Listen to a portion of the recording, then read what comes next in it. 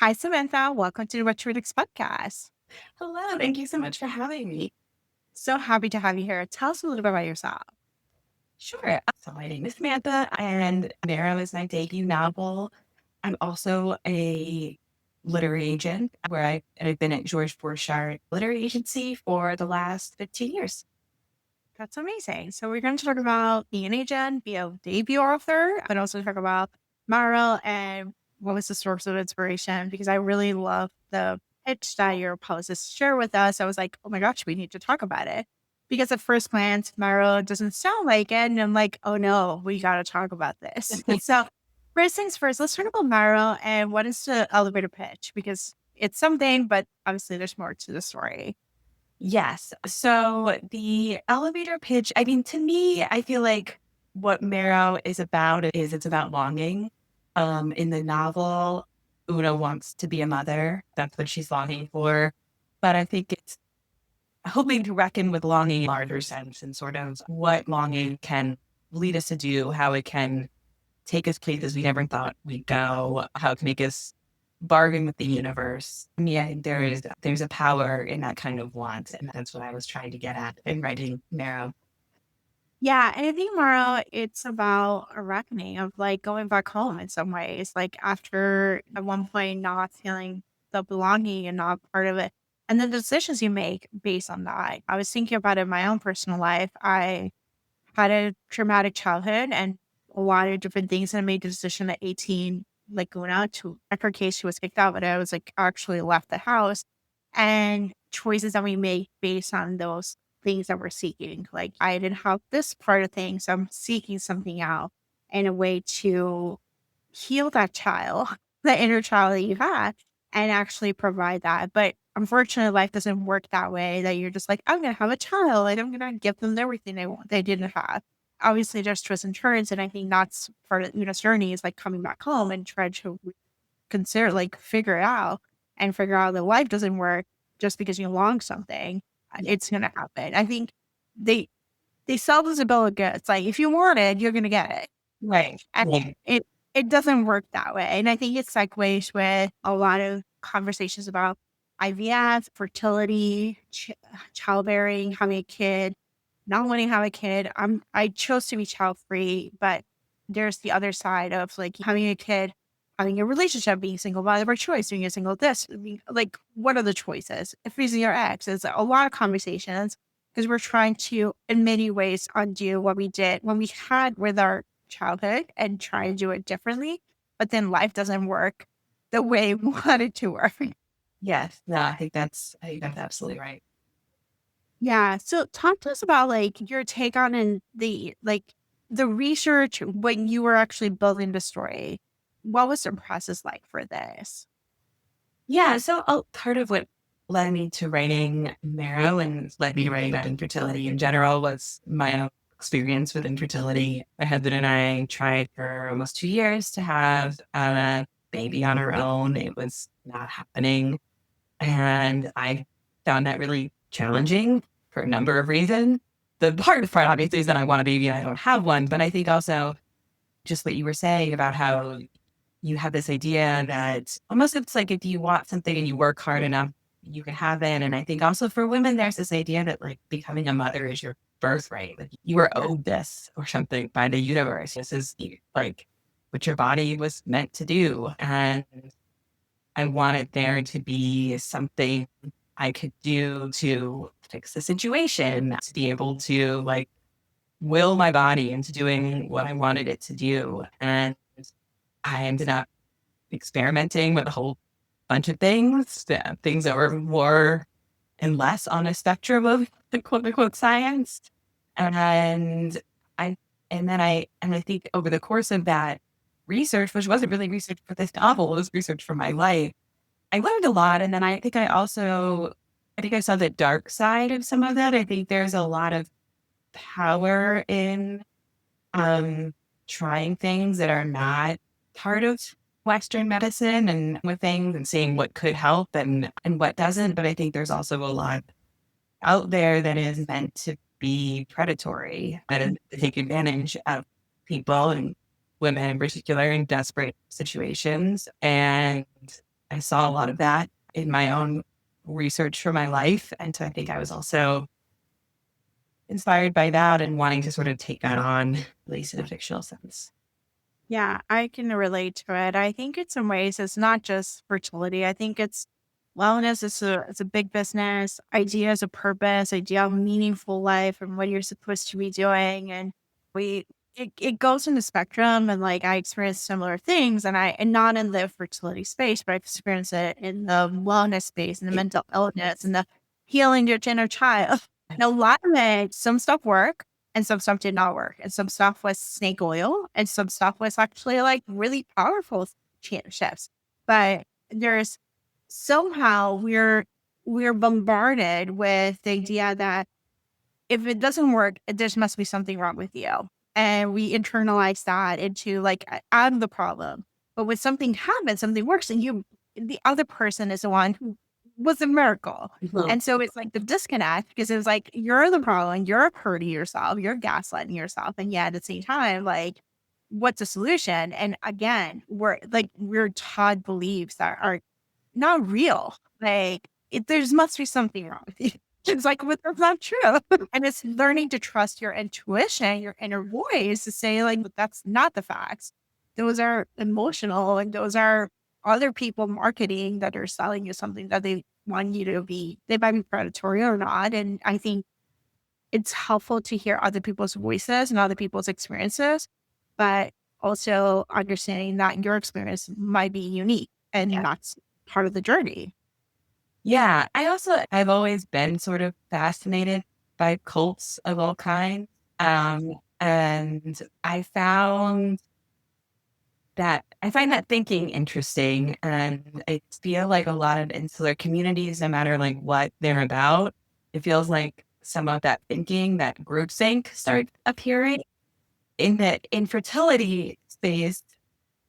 When I was going through it, one place I turned was social media, and there are like infertility influencers, for lack of a better word. I mean, I don't think a lot of these women are doing it to like monetize their own struggles. It's not so much about that. I'm sure it is an outlet for their pain.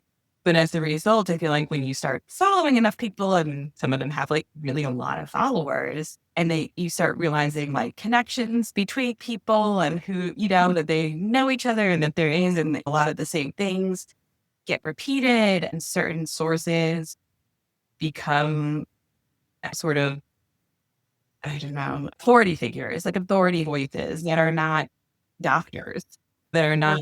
And I get that it's complicated because part of the reason that emerges is because there's such a frustration with the doctors who are disregarding women and disregarding their pain and maybe not listening, and maybe there are other solutions, et cetera, et cetera. But I find that, I don't know, that It interesting, is. like that group think emerges in these spaces. Yeah. Yeah, we're seeing it also in the wellness space. I have an interview with Amy Lorica. She did a whole nonfiction about the wellness industry and specifics, and we see that over, and like not just in the fiction space and the cult space and influencers. I think I just had a conversation with a therapist about this. And it's like there is something to be said about that you're supposed to have a character arc. You're supposed to have like an inciting incident that you gotta story. We monetize story time on TikTok. We monetize the idea of like, I had something to tell you, and my story is value, or my story is valid, and stuff like that. And there's power in that, but there's also power in be like actually discernment of like, is it really true? Is this the real thing? Because we see that groupthink in the anti-vaxxer space, or we see it like in the spaces where like there's an idea like, oh, we saw this and we trust this charismatic person who is telling us this story, and then it's like, it's the gospel. And Yeah. it's like actually taking a step aside. And it's not easy to be the person who's discerning because we as human beings, we want to belong. We want to be a Right. part of the group. Yeah. It's safe in numbers. It's not safe to be alone. So it's like, how do you interact with this world? And how do you interact in this post-pandemic world where it's post-capitalist, where it's a lot of the things are technology has improved, but at the same time, we're bombarded with so much information. and everyone feels that their story is just as valid. It's the most valued story in the world. Else main character energy. Yes, I think main character energy is probably what defines the 2020. Awesome. So let's talk about your journey because when did you get started writing this book? Like, was it pre-pandemic or was it always in the back of your head? Like, maybe there's a story here to tell. I know it's interesting because you're an agent, so you have the other side experience. So, Yeah, I mean, I've been writing for as long as I can remember. Honestly, I wrote in college, and those were mostly very good short stories. I was trying to write a novel. I speak to my fascination with my cult, a novel about Jonestown for years after college. That didn't ever really quite come together in the way that I wanted. Did not find a home, and then in in the midst of the pandemic was when I was going through infertility. I had already started working with my agent for the Jonestown novel, which clearly wasn't going to sell, which in retrospect is a good thing. But at the time, I think I was not only like looking for a place to process what I was going through with IVF, but also looking for like something new to think about and work on. yeah. It wasn't this other book. And so I could stop thinking about whether or not like it would find a home. Yeah. I love this idea of like, I sometimes we had to set aside projects. Again, it's a, yeah, like we're supposed to have a one way solution, one thing. And the reality is the longing, sometimes the project doesn't match where we are in the trends. And you probably know this as an agent. It's a lot of it, it's a business when it comes to selling books. And so maybe not right now, maybe we reconfigure it, maybe it goes back to door and never sees the light of day, maybe reconfigures and there might be discussions, it might be revisiting for those novels when the trend is right, when the time is right. Yes. Yeah. Yeah. You never know. And then I think a lot of times, honestly, I mean, this is true for me. And I know it's been true for other writers I worked with, which is that sometimes you just outgrow a project too. Like, and then you're big, like I am. I think really great. Marrow is my first book. I'm really proud of it. I mean, I was proud of the Jonestown novel, but I think mostly it was like a learning experience of how to write a book. Like, I didn't get my MFA. I didn't, my schooling was really like and being an agent and being with my clients and seeing their genius on the page. Yeah. And so there was a lot of like learning involved in that first book. And I think it sort of had to go that way for me.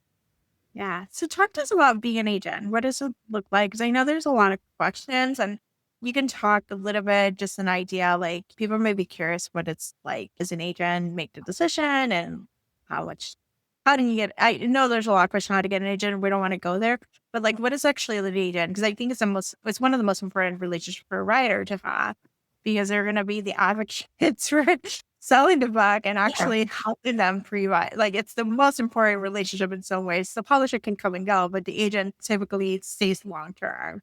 Yeah. And I think that's a really important point. Yeah. I mean, I think it is probably like the longest lasting. I mean, you don't know, like sometimes writers do work with their same editor for their career. I think that's becoming less and less common.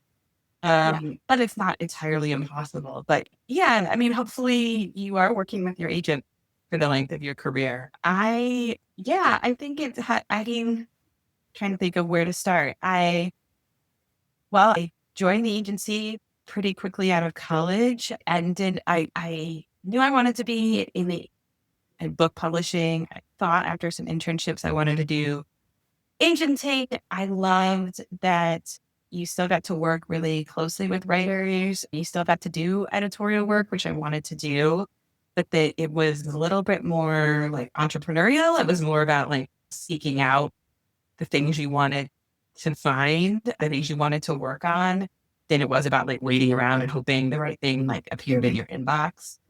And there was a little bit more freedom to it. I mean, freedom on a practical sense, because most agencies there are some big corporate agencies, but a lot of them like ours are smaller places where there's a corporate culture, let's do a rules, but also freedom in a sense of like what you want to work on. As an editor, by and large, editors are hired to publish specific books. They have a mandate. It's universally true, but most of the time. And they might get a submission for a book that they would love, but it's not what they were brought on to do, or it's not something that their imprint publishes well. And so for that reason, they would have to pass. Whereas I think I'm always had a lot more freedom to take on the projects that speak to me. And my list has, as a result, been fairly eclectic. I mean, I only do adult fiction and nonfiction, so I can't speak to, not so eclectic, but it involves like every genre ever. But within those categories, I've done poetry, I've done memoirs, I've done history, I've done serious works of investigative journalism, politics, and fiction that runs the spectrum for things that are like very literary, very award winners, all that sort of stuff. And then books that are on the more commercial spectrum, books that are hitting the New York Times bestseller list and being chosen for book clubs and all of that. So I think it looked created a lot of freedom to work on things that I loved, which was what spoke to me. I love this. So let's talk about submission because I actually feel like that's a word that was thrown around when you're like character, when others. I'm like, my book is a submission. It's waiting. It depends on what ebook it sells and what doesn't. What does submission looks like from an agent standpoint of view? Yeah. So for me, what the submission is largely for me, it's dictated by when the project is ready because usually I do work pretty hands-on editorially with writers. So we are working, editing the manuscript. It depends on how much it needs to get done and how much time the writer has to edit. Some people are able to drop everything and revise for the next 3 months and the book comes out transformed. And other people need like a year, 2 years. It really depends on what they have going on in their life, how much they're juggling. So when the project is ready, when taking it as far as the two of us can on our own, and I do believe strongly in that, especially for debut fiction writers, I just think the bar is really high and we're not looking to give anybody a reason to say no. So if there's anything between the two of us could think that could be addressed, like I'm trying to get us to think on. So, but when the book is ready, I'm creating a submission list. I usually have been talking the book up and all my lunches and coffees and everything else that I'm having with editors all the time, seeing friends. I'm in this industry 15 years. So, chatting, talking about the book with people I think would like it. And hopefully I have a good idea of who would be right for it, both within publishing houses, the imprints, and also like specific editors. I like to run that list by writers in case they have, some folks have been talking with editors at MFA programs or whatever, or they have folks that they are their dream editor. They think they published the last like 10 books they published that the writer loves, and they just really want to make sure their book is seen by this person. So try to make that process pretty collaborative. I will write my pitch and share that with the author, make that feel collaborative, make sure it's something that feels good to them, feels like a good representation of their work. And then when it's time for submission, we send it out. We can see. Usually I have a lot of prep calls before so writers understand. Honestly, the submission process at first I think can be a little anticlimactic because you do all this work, goes out, and then there's just kind of like nothing for a while. Like how long the file is really depends. It could be a matter of days or it could be a matter of weeks. In some cases, it's been a matter of months and the book still sells and that's great. It really depends. But I think that part could feel pretty, I mean, on my end, I know it's a very, very anxious time, but eventually, hopefully, it means it gets a little bit more exciting. Yeah. So a lot of it's relationship building from my understanding, like sense of like connecting, knowing, selling, you're essentially selling the book. Or like as someone is like, hey, this might be something of interest. I know this is what you're working on. And be a matchmaker for the That's author what to I mean. find.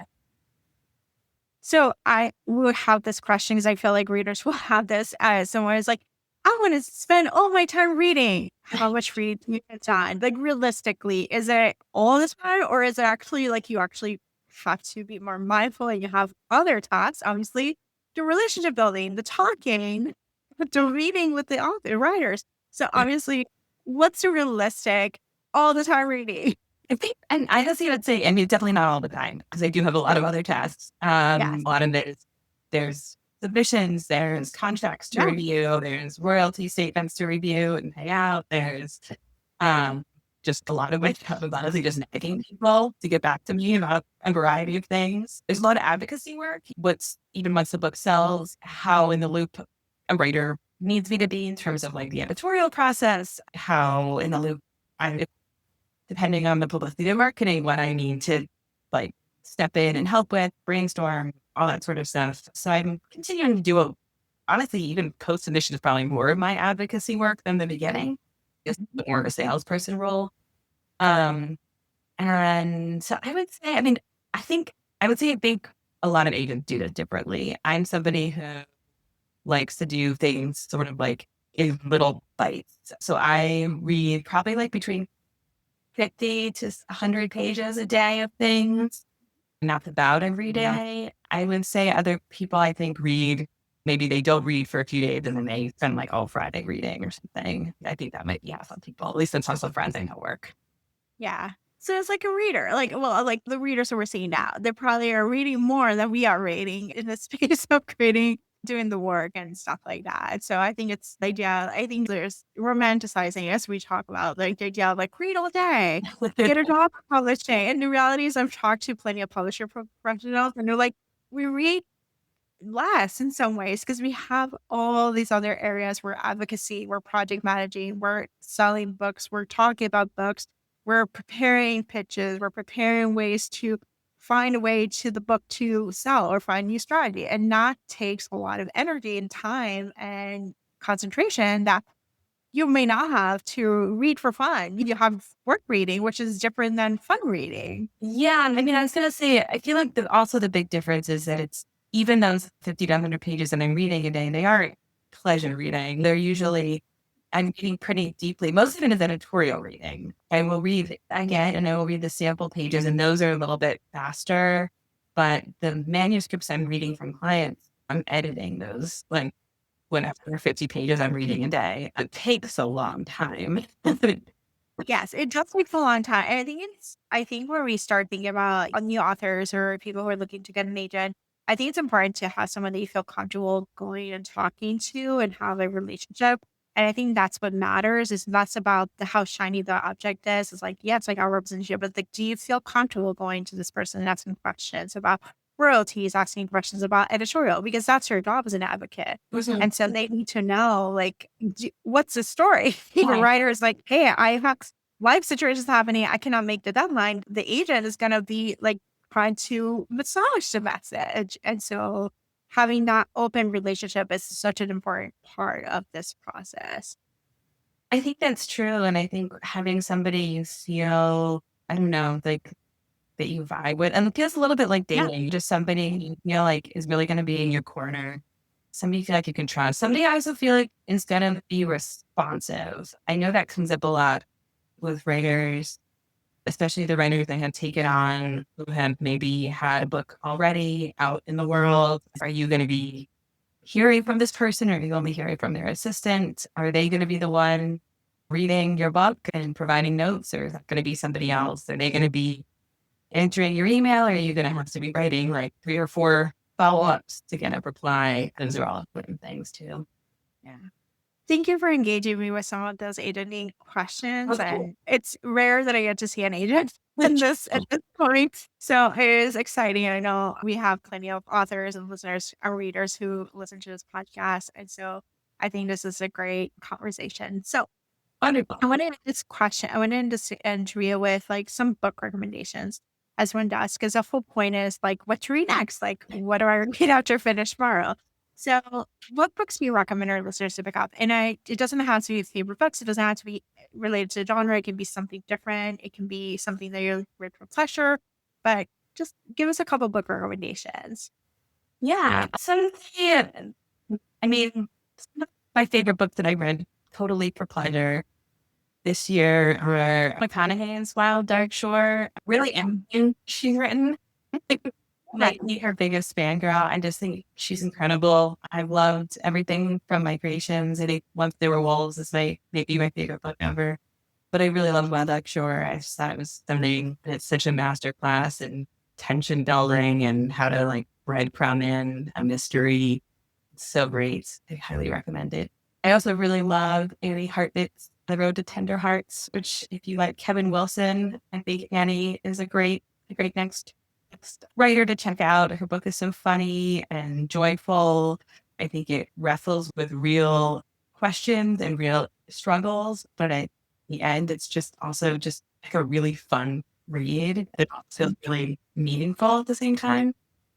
I love Carrie Cullen, Tenth of Death, which I think came out this summer.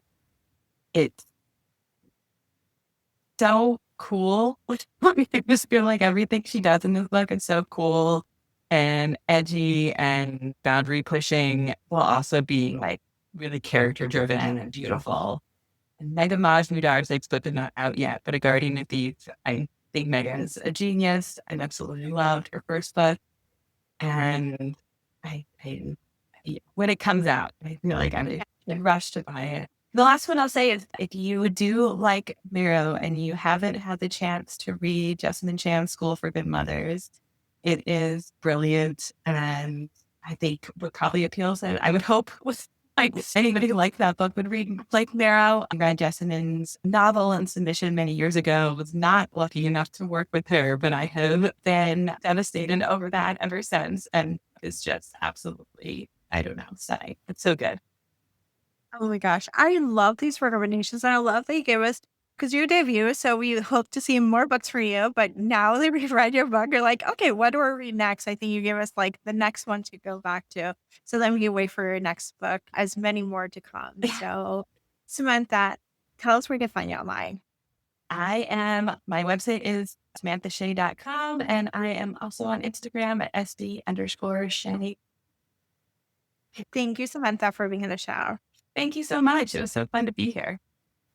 If you enjoyed this podcast, please consider rate, review, or subscribe. It's the best way to support the podcast. Thank you so much for listening. Bye.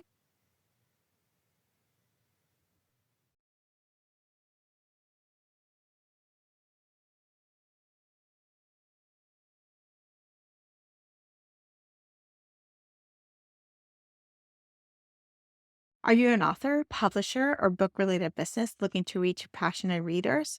What to Read Next podcast is a perfect place to connect with an engaged audience of romance and mystery lovers who are always on the hunt for their next great read.